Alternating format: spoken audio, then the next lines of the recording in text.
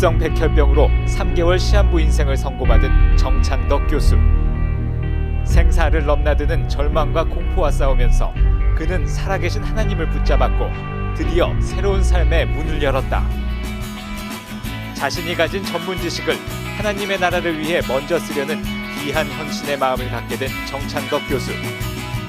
오늘도 그는 자신이 받은 새 생명과 참 사랑을 슬픔과 절망에 빠진 이들에게 소중히 나누고 있다.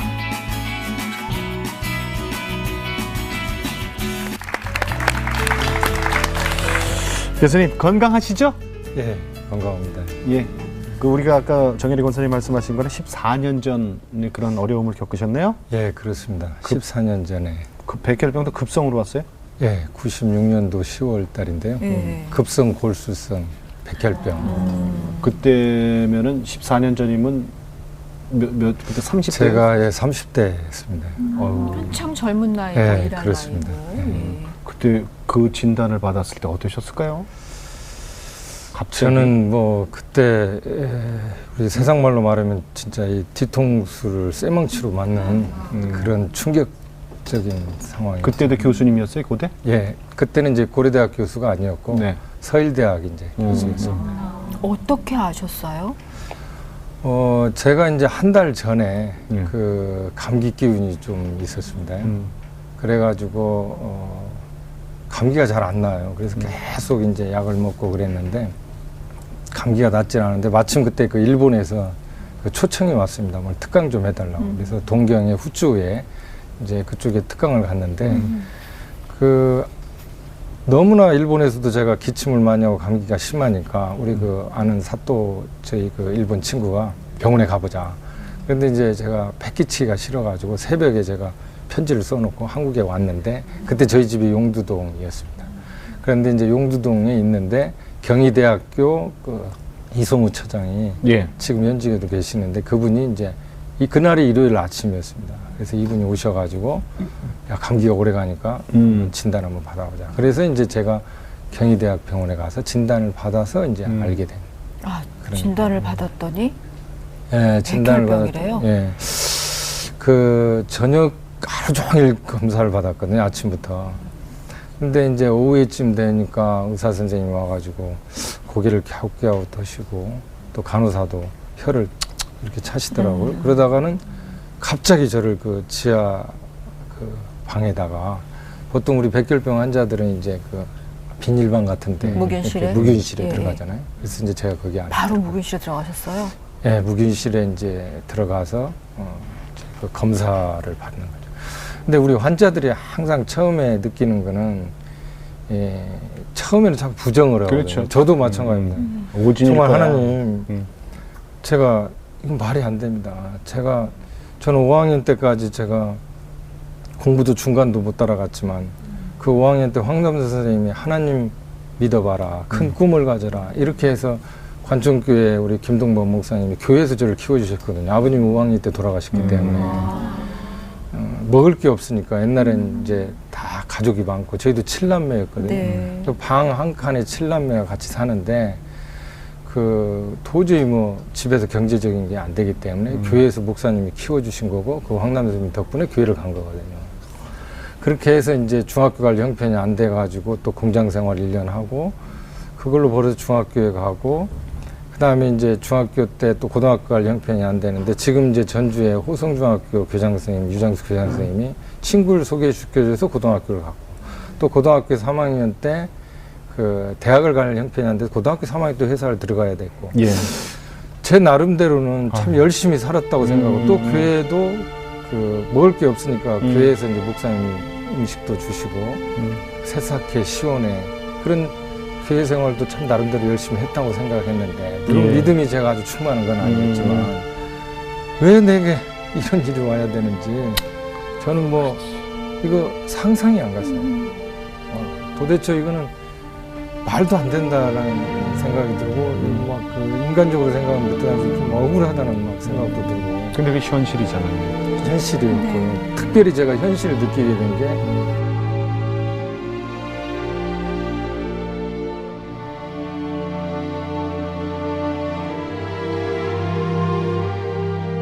저를 딱 엎드리라고 그러더니 이제 골수 검사를 하는 겁니다. 예. 그러니까 그 지금은 기술이 발전됐지만 막 엎드려 놓고 막 드릴 같은 걸로 뚫기 시작하는데 한 30분간 막 엎드려서 있는데 막 제가 식은땀을 거의 흘릴 정도고 그때 제가 직감을 했습니다. 이렇게 심한 검사를 할 정도면 이게 큰 병이구나. 이건 큰 병이구나.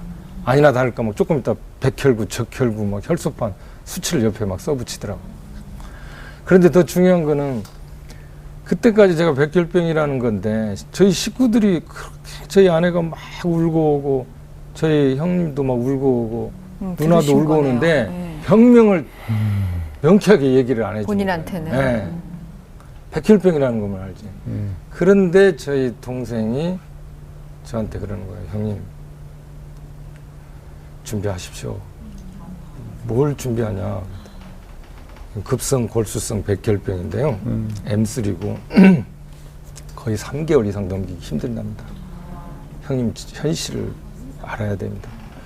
그 얘기를 하는데 저는 뭐 이건 도대체 이해가 안 됐어요.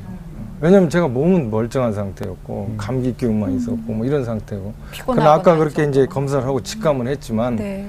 그 얘기를 다시 들으니까 저한테는 뭐 이건 말이 안 됐어요. 자녀는 그때 몇 살이었어요? 그때 아주 어렸죠.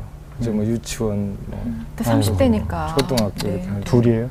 네, 둘입니다. 그러니까 초등학교 1학년? 그때 아마 2학년? 네, 초등학교 1, 2학년? 그다음에 유치원 아마 유치원? 네. 그런 아이들을 두고 네, 그렇습니다. 그리고 또 아유, 부인은 또 얼마나 놀라셨겠어. 저희 집사람 너무 놀래가지고 말을 못하는 거예요. 그리고 그래서 제가 그때 그냥 딱 무릎을 꿇고 정말 히스기야처럼 한번 기도를 해볼까 해서 하나님 살려주십시오. 저 살고 싶습니다. 제가 뭘 그렇게 잘못했습니까? 하나님 좀 살려주십시오. 예, 살려만 주신다면 어떤 일이라도 하겠습니다. 그런데 제가 기도를 했는데 하나님이 그 말에 속을 뿐이 아닐 것 같아요.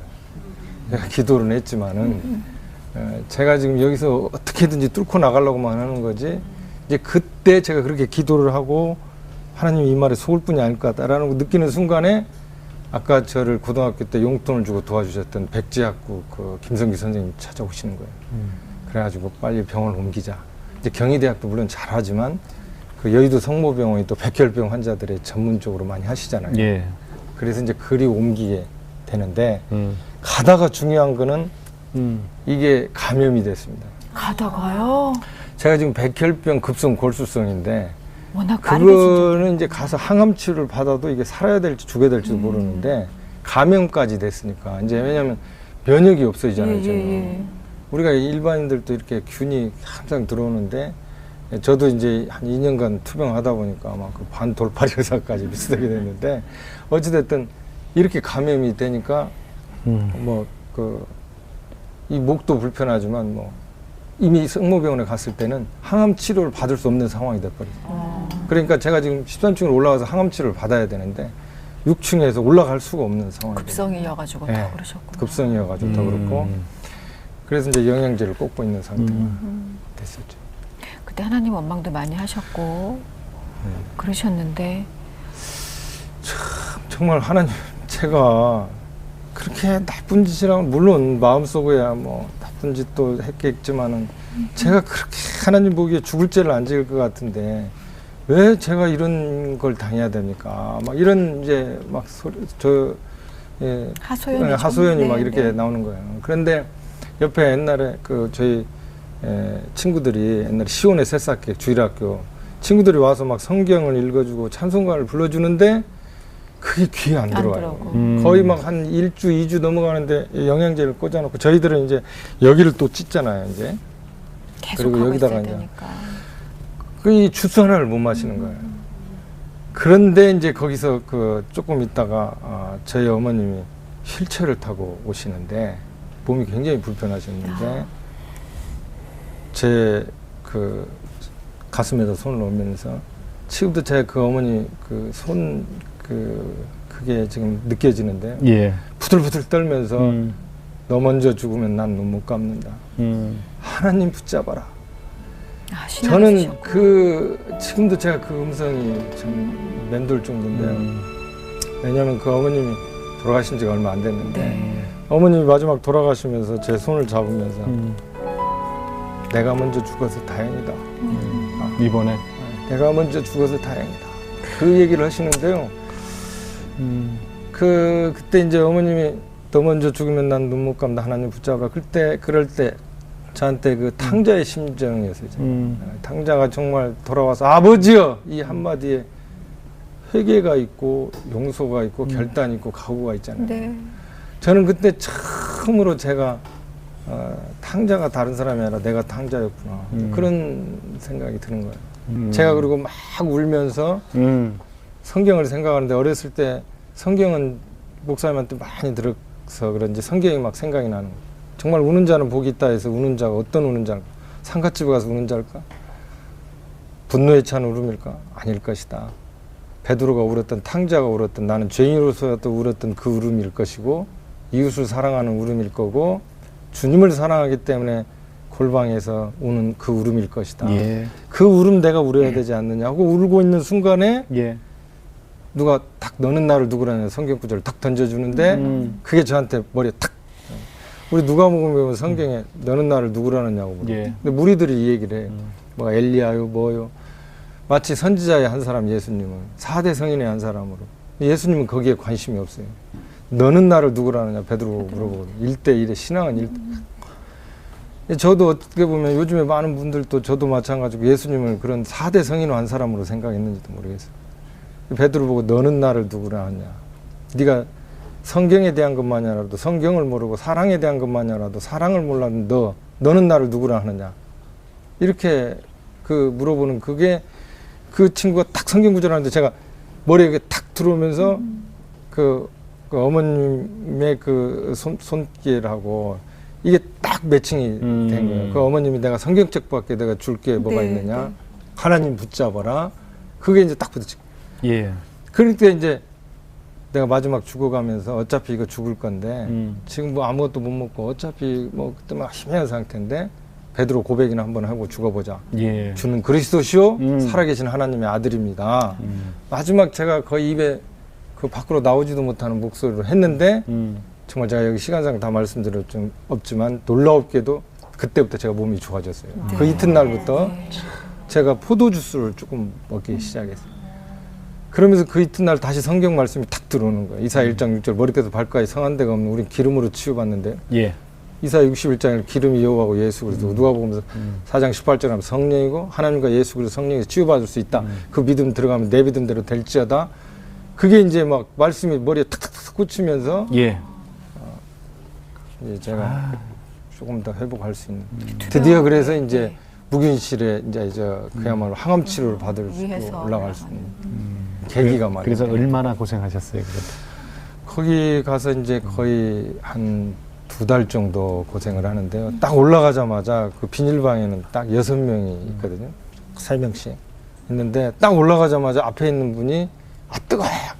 우리 그 백혈병 환자들은 항암 치료를 받으면 보통 암 환자들은 이제 그 머리가 다 빠집니다. 예. 백혈병.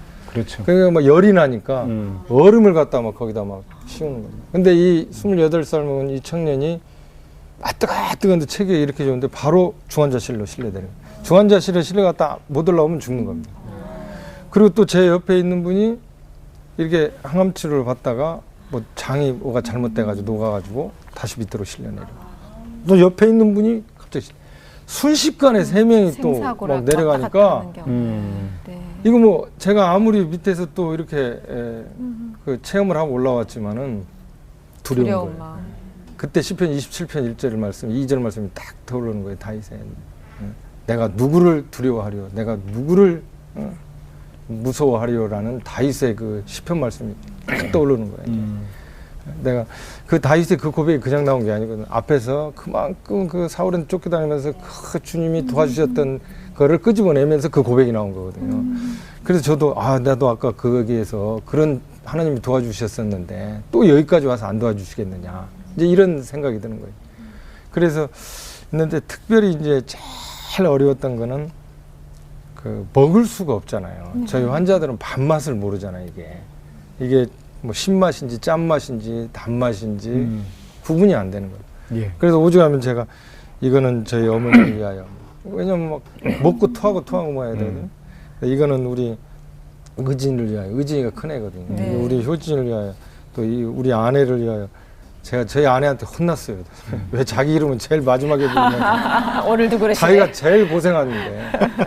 왜냐면 저희 아내가 그 옆에 드셔야 되잖아요. 예, 마스크를 쓰고 저녁 12시 뭐 이때 되면 체온제입니다 하고 간호사님 정말 간호사분들이 참 고생해요. 제가 나중에 그 편지를 다 일일이 썼지만 너무너무 근데 밤 12시 1시에 뭐 체온제로 오면 보호자가 일어나야 되고 그리고 뭐 거의 잠을 못 자는 거죠.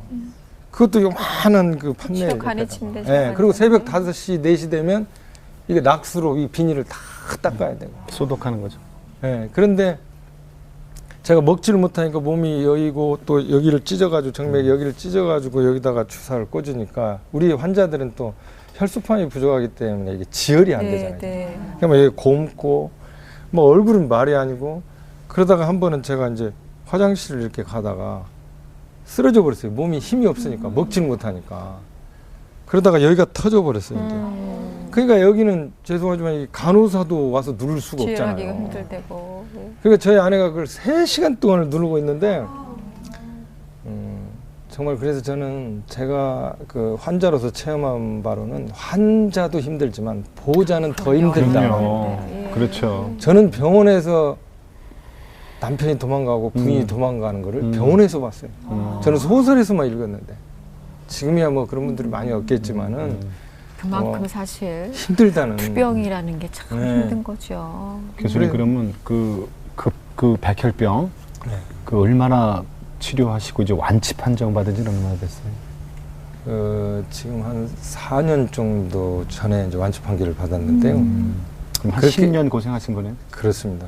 근데 이제 그 전에 그 예를 들면 아까 그런 치료를 이제 한 50일 정도 하고 예. 다시 나왔다가 몸을 회복한 다음에 다시 들어가고 그런 항암 치료를 7번을 받습니다. 한 그리고 번에 끝나는 게 아니군요. 한 번에 끝나는 게 그렇죠. 아니에요. 사이클이 있죠. 네. 그러니까 골수 이식을 받으신 것도 아니시고. 저는 이제 골수 맞은 사람이 없어가지고 예.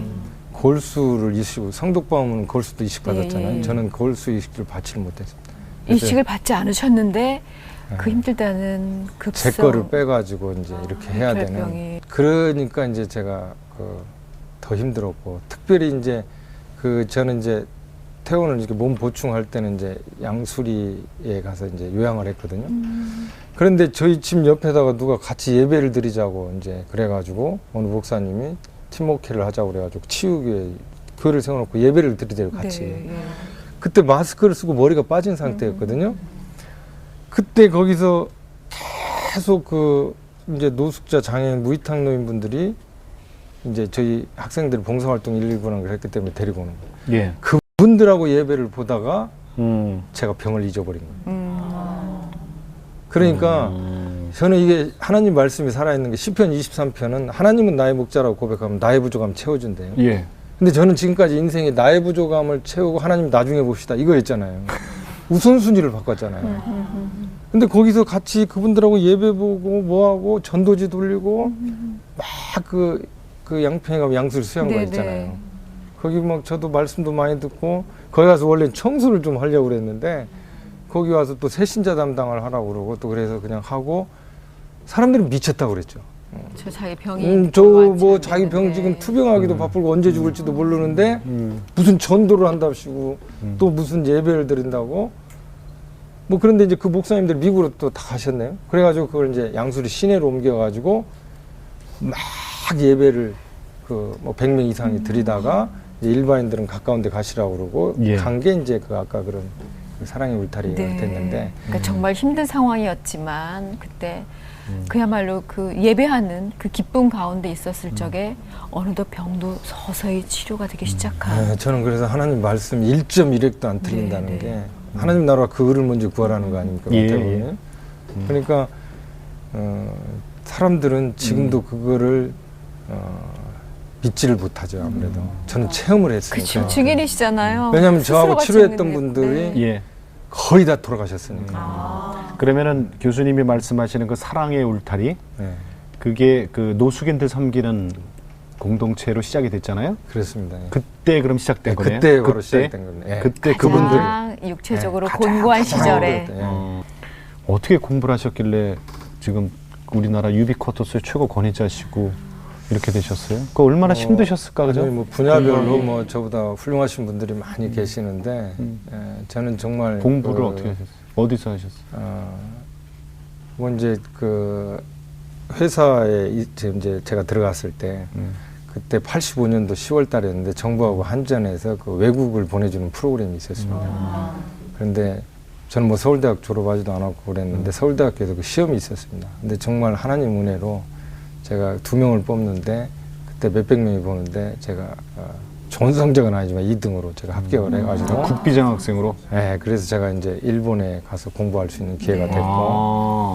그 다음에 이제 90년대 똑같은 시험으로 예. 또 미국에 가서 공부할 수 있는 기회가 됐었습니다. 계속 하나님 은혜, 하나님 은혜. 그거는 이제 일단 그 공부가 어느 정도 기초가 잡히고 잘하셨으니까 시험 봐서 갔잖아요. 네. 그러면 중학교 갈 돈도 없어갖고 전공하기까지. 네. 중학교 갈 돈도 없어 공장으로 갔다 그랬거든요. 네, 병마객 공장. 그럼 중학교는 누가 보냈고 고등학교는 누가 보냈어요? 중학교 때는 병마객 공장? 병마객 공장 전에 이제 그 서울 제기동에 예. 병마객 공장이 있었습니다. 네. 그래서 저희가 그 고향에서 한 6명이 올라갔어요. 그래서 하루 종일 하는 게 그 코르크막에 옛날에 이렇게 법주 같은 데 코르크막이 있는 거예요. 그렇죠. 그거 만드는 거. 그거 만들어요? 네.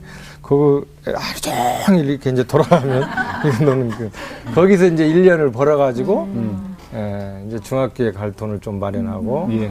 그다음에 중학교 때는 이제 그때 당시에는 극빈 그게 있었습니다. 그 기성예비 면제. 네. 그렇게 되고 또 그다음에 고등학교는? 이제 그 장학금도 좀 누가 이렇게 주시고 고등학교 때는 이제 아까 말씀드린 대로 그 저기 백제학부 선생님. 그 김성기 선생님이 그분- 용돈을 주시고 그분이 아시는 분이에요?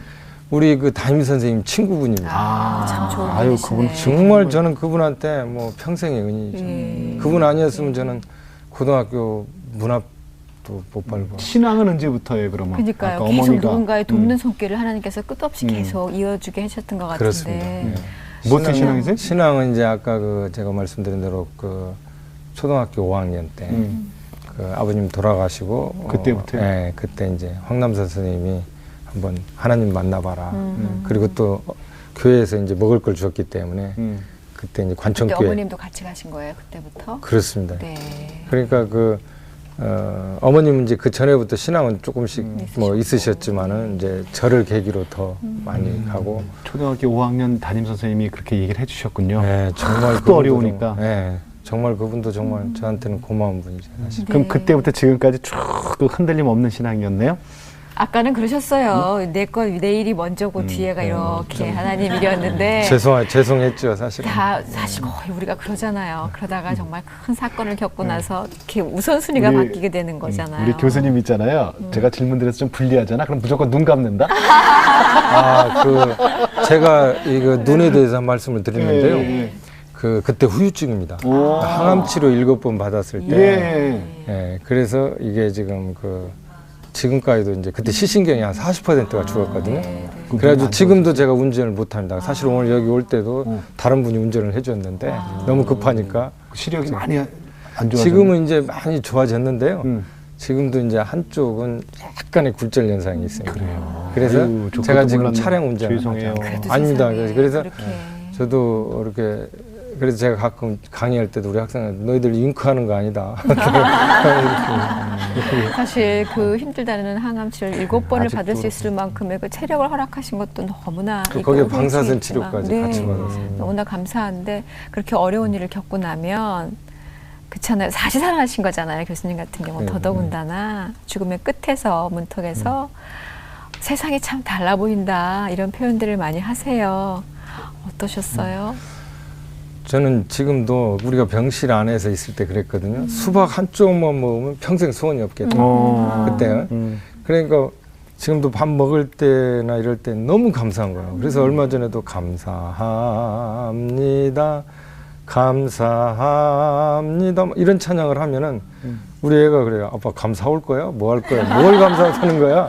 얘는 아주 어렸을 때거든요. 그러니까 모르죠, 아이는. 얘는 제가 그때 항암 치료할 때 머리가 다 벗어지니까 집에 가니까 뭐라 그러냐면 예. 통통통통 대머리 영감님 그러더라고요. 그러고 나서 이제 좀 미안했던 모양이에요. 예. 자기 아버지 같기도 하고 무슨 이상한 사람.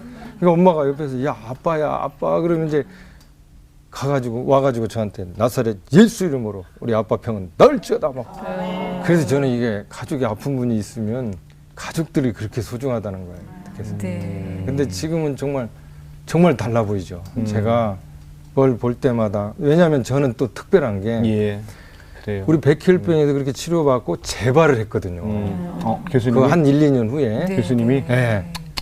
재발하면 이거는 뭐 거의 힘들다고 그러잖아요. 제가 어느 정도 예. 재발하니까 이제 놀래냐면 이제 몸이 좋아져가지고 그러니까 너무 기분이 좋잖아요. 그러다 다시 죽는다고 생각하니까 이게 더 이제 미치겠는 거예요. 네, 네. 그리고 저녁에 자다가 병원에서 뺨을 확 이렇게 찔렀는데 옆에 있는 할아버지가 밑으로 떨어져 버렸어요. 침대. 얼마나 놀래서. 그게 놀래가지고. 하셨는지. 아침에 일어나니까 막 싸움이 붙었어요. 막. 그 정도로 제가 공포에 참 두려움 재발 걸렸을 때는. 하나님의 나를 정말 그때 버리시는 우리 분이 그 사랑의 울타리 식구들 50명이 철야 기도를 해줬습니다. 철야 기도. 우리 교수님 생명 좀 연장해 달라고. 그래서 그때는 그 중보기도의 힘에 의해서 제가 그러니까 그때는 이미 사랑의 울타리 회가 조직이 됐군요. 그렇습니다. 있었군요. 아까 말씀드린 네, 대로 같이. 그 투병 중에 그분들하고 예배드리고 음. 같이 하고 뭐 이랬으니까.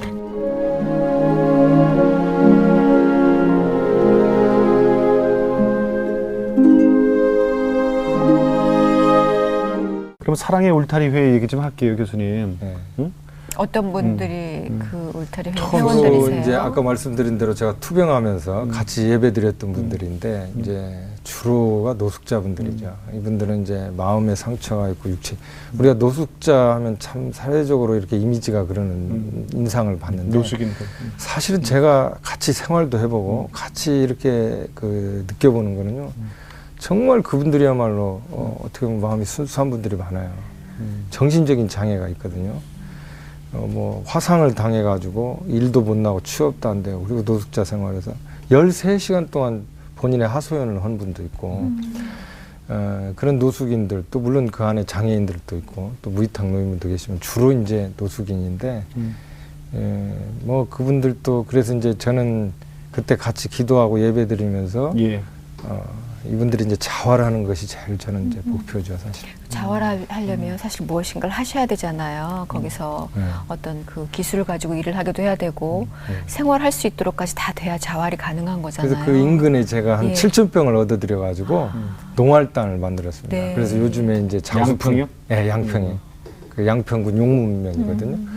그래서 거기에 이제 그 장수풍뎅이, 그 다음에 허브농장, 그 다음에 버섯 재배, 그 다음에 이번에 오렌지 고구마, 자색 고구마, 이거에서 각자 통장을 만들어 드려가지고 그분들이 이제 작년에도 매출 많이 올렸습니다. 지금 몇 분이나 계세요? 지금 한 150명 정도. 공동체 생활하는? 그렇습니다.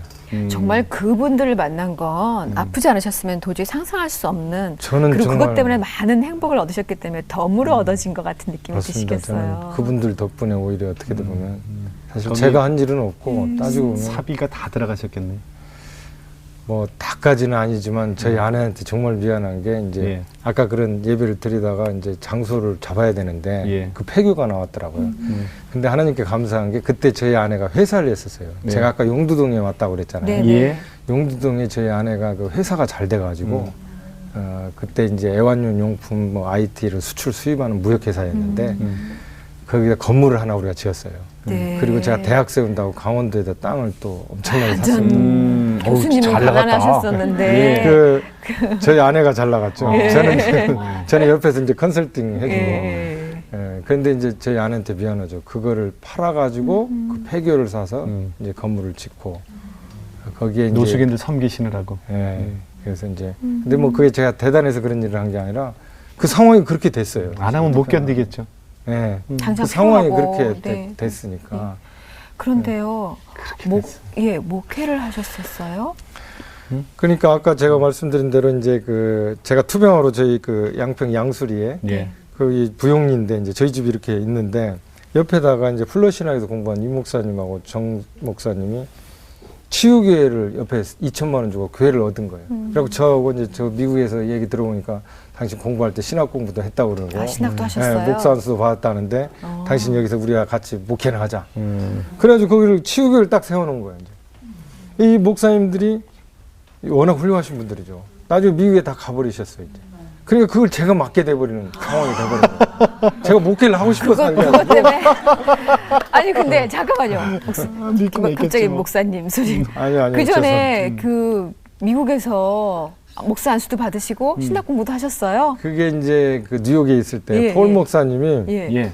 제가 미국에서 공부할 때 이제 하도 전도를 많이 하니까 근데 이제 제가 믿음이 좋아서 전도를 많이 한 게 아니고 그 사람을 만나고 싶어가지고 막 전도를 하니까 저를 뭐 한국에서 집사직분을 받았는데 또 집사, 막 안수 집사 막 계속 올려주시는 거예요.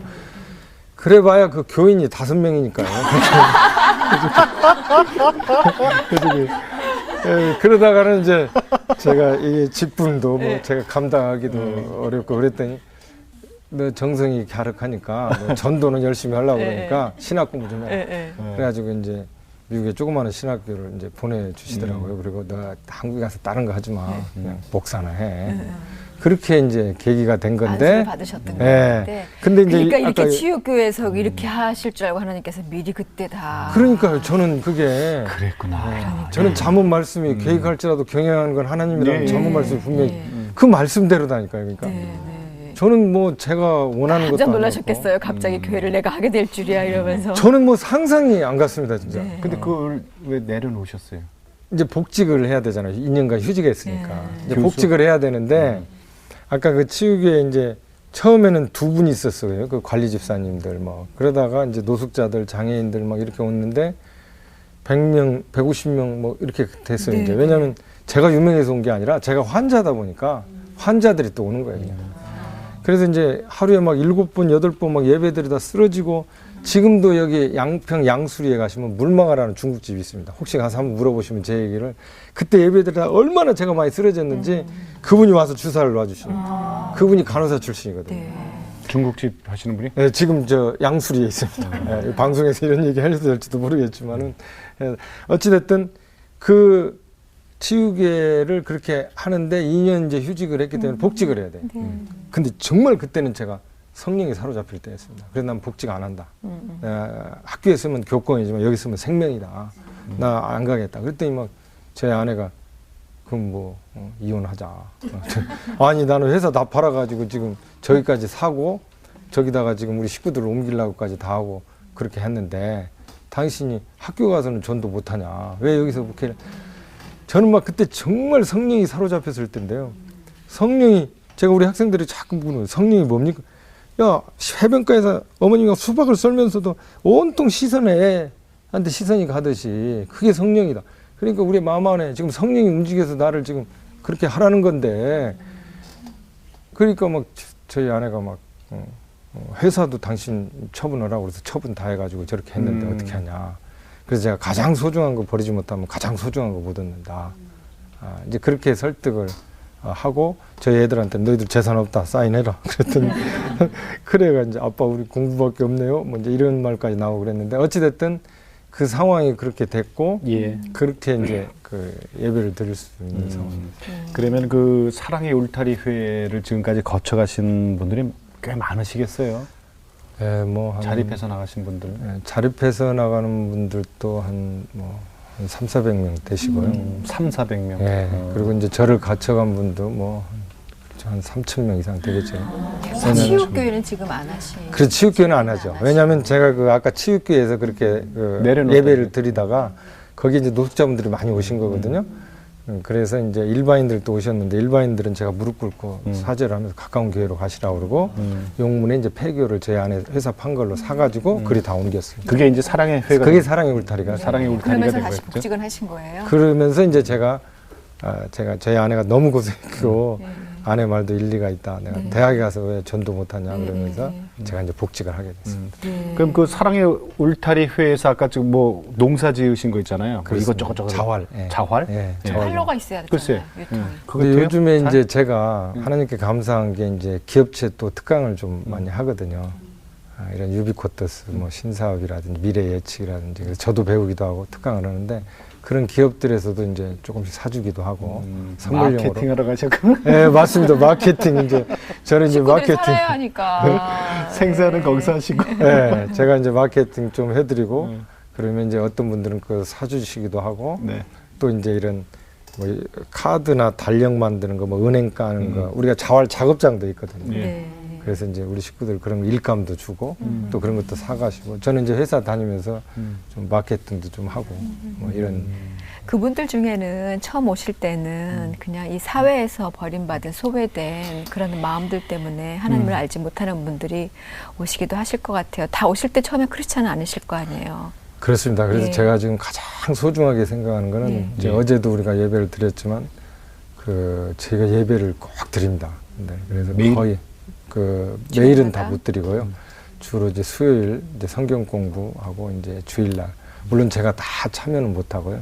저를 또 도와주시는 전도사님도 좀 계시고 그러는데 저는 특히 제일 그 마음이 이제 이렇게 그 신경 쓰는 부분이 동네 분들하고 화합이거든요. 그렇죠. 그래서 중요하죠. 네.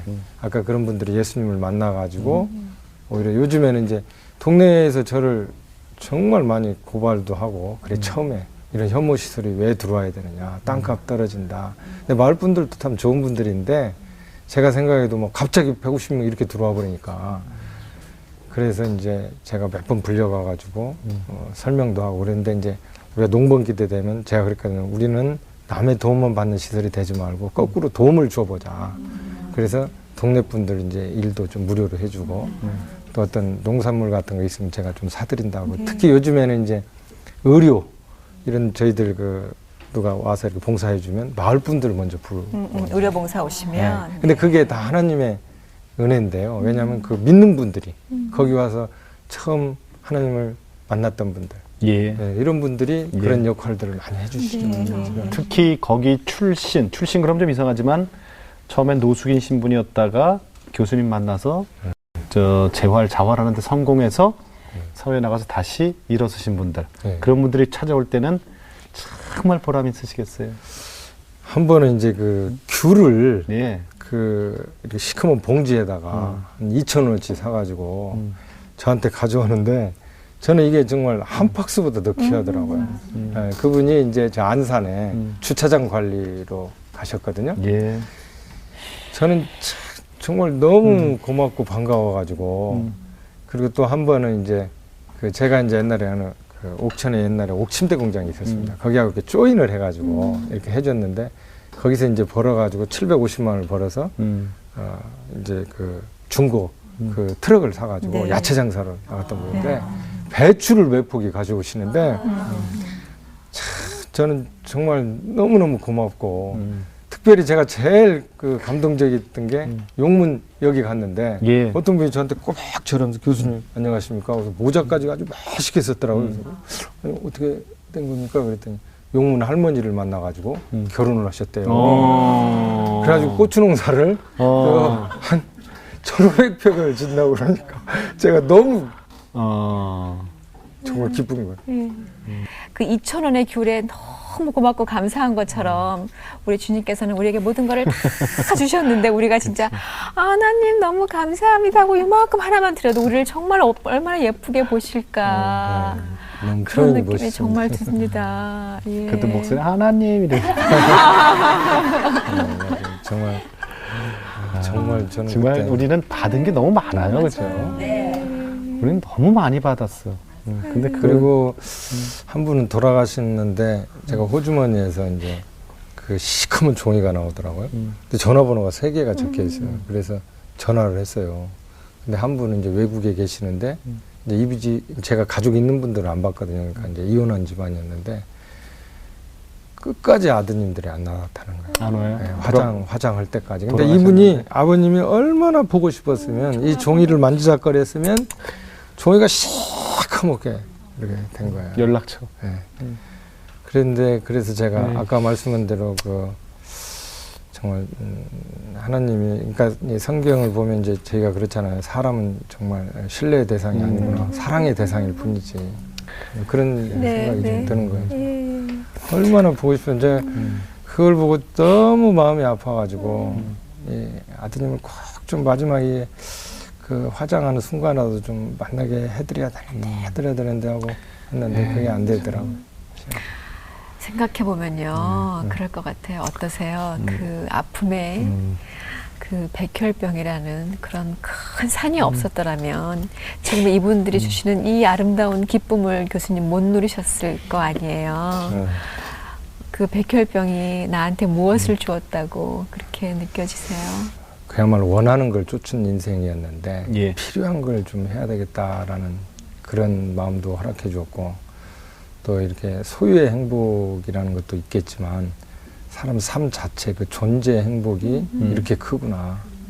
저희 아내도 한 번은 그 몸이 조금 아픈데 우리 할아버지가 뒷동산에 올라가서 더덕을 이만한 걸 캐와서 가져오신 거예요.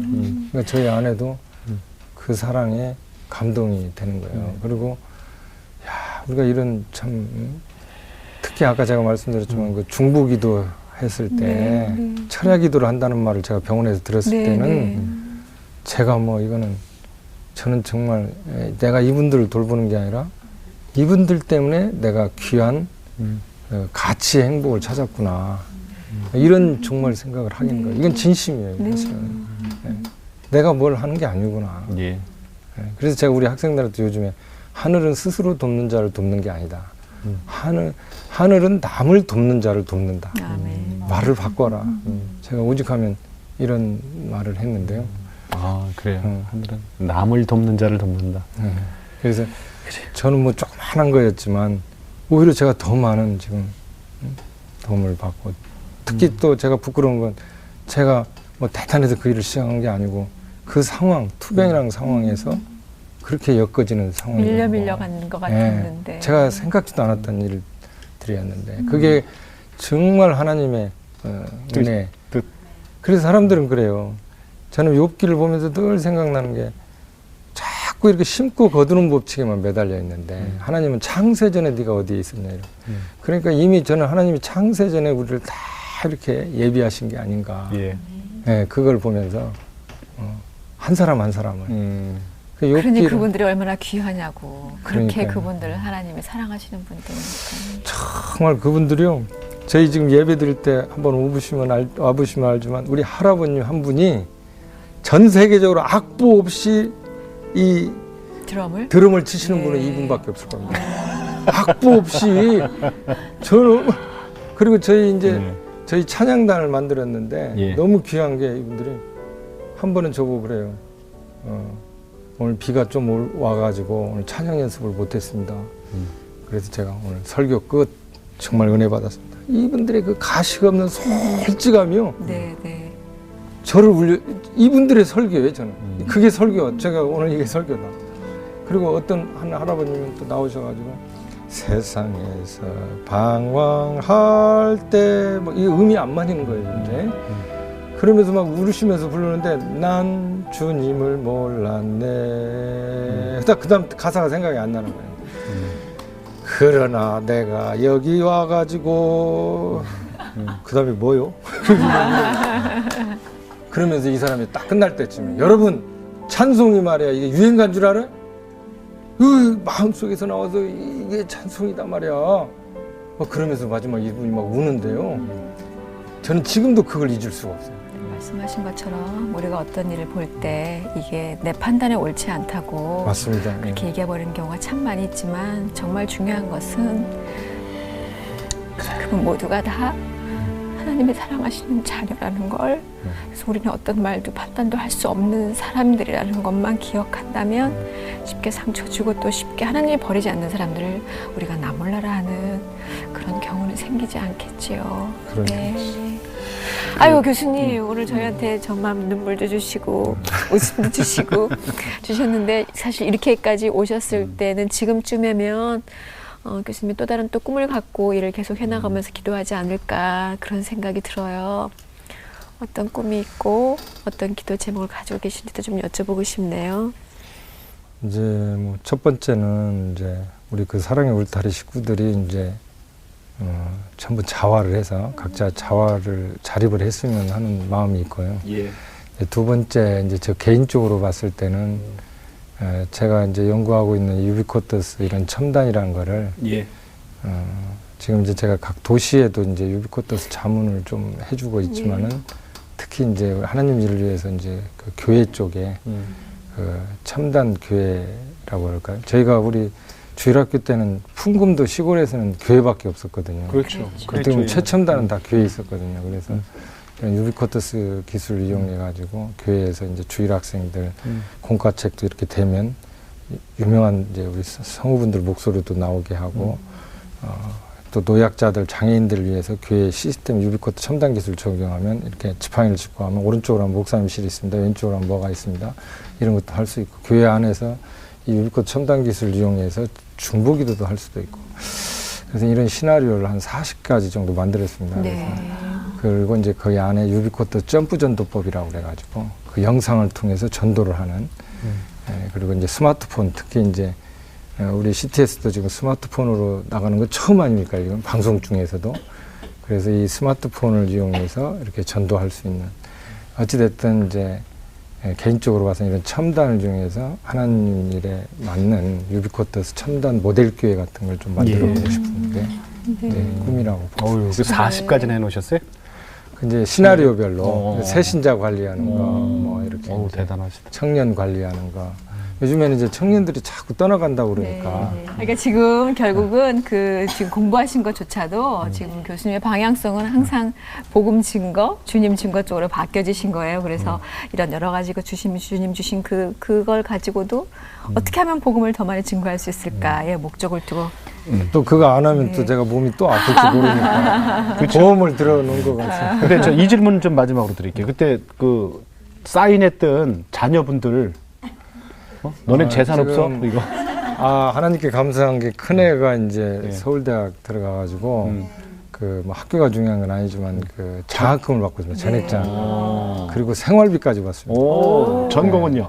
지금 자유전공인데요. 자유전공? 옛날에 법학과가 이제 이 자유전공을 바뀌었잖아요. 그래서 이번에도 이제 학교에서 UC 버클리도 보내주고 또 이번에 프랑스도 보내주고. 잘 받았네. 그래서 제가 좀 자랑을 하게 되는데 저는 이 이유를 드리는 게 아까 그 가장 소중한 거 버리지 못하면 가장 소중한 거 못 듣는다는데 우리가 공부 그걸 떠나서 어찌됐든 자녀 교육 걱정은 덜었잖아요. 그렇죠. 본인이 이제 저희들이 비용 줄 것도 없고 그래서 그게 그야말로 하나님의 은혜입니다. 그러니. 예. 그래서 이제 저희 아내한테 하나예요? 제가 하나? 조금 덜 혼나죠. 한 명이에요? 아니, 또 있습니다. 둘. 둘째는 이제 지금 중산고등학교. 고등학생이에요? 네, 고등학생. 이번에 이제 수능. 예, 고3이군요. 둘째한테도 사인 받았죠? 예, 받았습니다. 그럼 잘 됐어요. 예. 그게 무슨 뜻인지 알잖아요, 우리가. 그죠? 예. 그래요. 세상적으로 보면 정말 힘들다고 하는 그 죽음의 문턱까지 갔었지만 그 시간을 통해서 더욱더 주님과 깊은 교제를 나누게 된 우리 정 교수님 그간의 그 사랑의 이야기를 그러니까 하나님의 러브스토리잖아요. 러브스토리 오늘 저에게 같이 나눠주셔서 너무 감사드리고요. 그 꿈에서 저희 같이 중보하겠습니다. 네, 교수님 오늘 고맙습니다. 네, 감사합니다.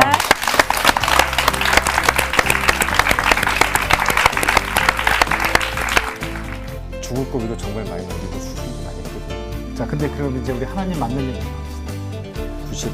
98년도죠. 98년도에 나의 길 가는 곳 오직 성령의